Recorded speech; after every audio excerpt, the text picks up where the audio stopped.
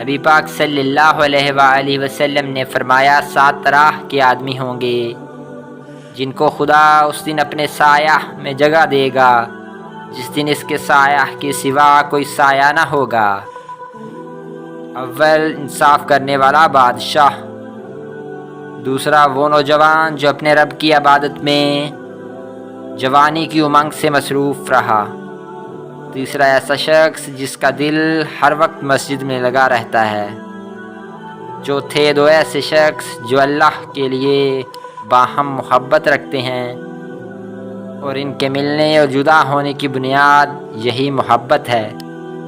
پانچواں وہ شخص جسے کسی باعزت اور حسین عورت نے برے ارادہ سے بلایا لیکن اس نے کہہ دیا کہ میں خدا سے ڈرتا ہوں، چھٹا وہ شخص جس نے صدقہ کیا مگر اتنے پوشیدہ طور پر کہ بائیں ہاتھ کو بھی خبر نہیں ہوئی کہ دائیں ہاتھ نے کیا خرچ کیا، اور ساتواں وہ شخص جس نے تنہائی میں اللہ کو یاد کیا اور بے ساختہ آنکھوں سے آنسو جاری ہو گئے۔ صحیح البخاری حدیث نمبر 660۔